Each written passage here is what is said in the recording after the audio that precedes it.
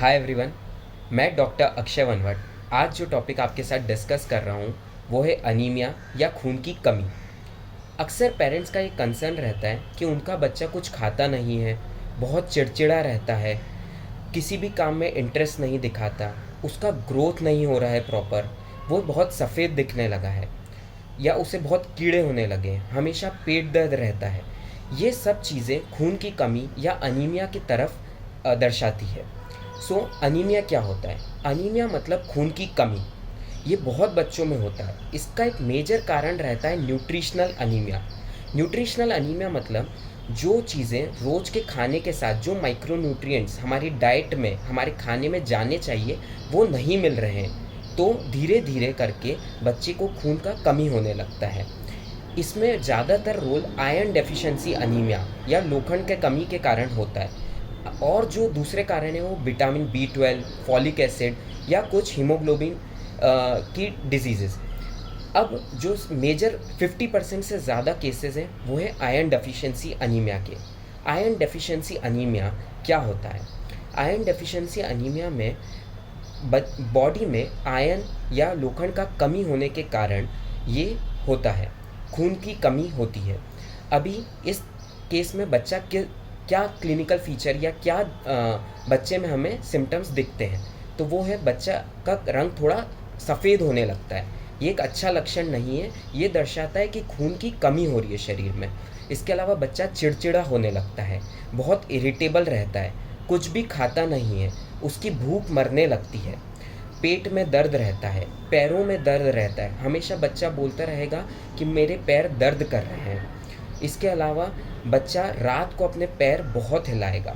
और कुछ बच्चे पाइका या कुछ ऐसी चीज़ें खाने लगते हैं जो यूजुअली उन्हें नहीं खानी चाहिए, जैसे कि आइस, बर्फ़, मिट्टी, डर्ट, आइस, या फिर कार्डबोर्ड, पेपर।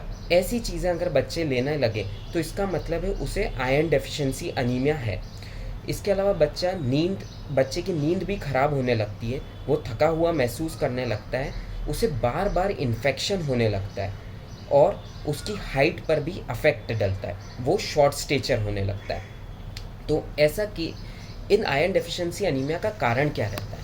सबसे इम्पॉर्टेंट कारण होता है कि जब माँ के पेट में होता है बच्चा, तब अगर माँ को आयरन डेफिशिएंसी अनीमिया हो या उस माँ ने प्रॉपरली आयरन सप्लीमेंट्स नहीं लिए हों, तो उसके बच्चे को भी आयरन डेफिशिएंसी अनीमिया हो सकता है। दूसरे और कारण होते हैं कि जब बच्चा पैदा होता है उसे आयरन का रिक्वायरमेंट होता है। अगर आयरन सप्लीमेंट्स ना दिए जाएँ तो भी कमी हो सकती है। और कारण ये रहते हैं कि अगर 6 महीने तक एक्सक्लूसिवली ब्रेस्ट मिल्क ना दिया जाए, काऊ मिल्क दिया जाए, तो भी आयरन डेफिशिएंसी अनीमिया हो सकता है, क्योंकि ब्रेस्ट मिल्क की बायो अवेलेबिलिटी ज़्यादा होती है as compare to cow milk. इसके बाद 6 महीने के बाद बच्चे को कॉम्प्लीमेंट्री फीडिंग, मतलब 6 महीने के बाद दूध के अलावा आपको दाल का पानी, दलिया, चावल का पानी, उबला हुआ आलू, उबला हुआ गाजर, केला, ये सब मैश करके उसके खाने में धीरे धीरे ऐड करना होता है और श्योर करना होता है कि बच्चा 1 साल की उम्र तक वो सब खाने लगे जो आप खा रहे हैं। अगर ऐसा नहीं है तो, और ये ना करके अगर आप उसे दूध ज़्यादा देंगे तो भी आयरन की कमी हो सकती है। इसके अलावा अगर बॉडी में कोई इन्फेक्शन है तो आयरन की रिक्वायरमेंट ज़्यादा रहती है। कुछ सिंड्रोम्स होते हैं जिन्हें माल एब्जॉर्प्शन सिंड्रोम बोलते हैं, जहाँ पेट की दिक्कत के कारण आयरन अच्छे से एब्जॉर्ब नहीं होता बॉडी से। इसके बाद बड़े बच्चों में आयरन रिच डाइट अगर ना दी जाए, जैसे कि दाल हो गई, गुड़ हो गया, ये सब चीज़ें अगर हमारी नॉर्मल डाइट में ऐड नहीं रहेगी तो भी आयरन डेफिशिएंसी अनीमिया हो सकता है। और वर्म्स के कारण, मतलब कीड़ों के कारण हो सकता है। तो इससे कैसे बचें? सबसे पहले श्योर करें कि pregnant women properly iron rich supplements ले। सेकेंड थिंग, जब बच्चा पैदा होता है तो उसे 6 महीने तक प्रॉपरली ब्रेस्ट मिल्क दें। 6 महीने के बाद, जैसा मैंने बताया, कॉम्प्लीमेंट्री फीड्स स्टार्ट करें। दाल का पानी, दलिया, खिचड़ी, उबला हुआ आलू, केला, ये सब चीज़ें ऐड करें धीरे धीरे। इसके बाद बच्चे को आयरन सप्लीमेंट्स भी चाहिए होते हैं। According to national government guidelines, you should add iron supplements to every child. कई बार बहुत छोटे बच्चे जिन्हें प्री टर्म बेबीज़ बोला जाता है, उन्हें आयरन का डेफिशिएंसी यूजुअली भी होता है। तो 1 महीने की लाइफ के बाद, मतलब 4 वीक्स की एज होने के बाद हमें उन्हें आयरन सप्लीमेंट्स ऐड करने होते हैं। इसके अलावा साल में 2 बार वर्म के लिए 1 से 19 साल तक के बच्चे को कीड़े का दवाई देना चाहिए। ओके। इसके अलावा हमें अगर आयरन की डेफिशिएंसी हो ही चुकी है तो आयरन के सिरप्स या आयरन के टैबलेट्स देने पड़ेंगे, और वो सिरप या टैबलेट कंटिन्यूसली रोज़ 3 महीने तक देने पड़ेंगे, तभी आयरन डेफिशिएंसी को हम ठीक कर सकते हैं। इसके अलावा दूसरा जो कमी होता है वो है B12 का डेफिशिएंसी।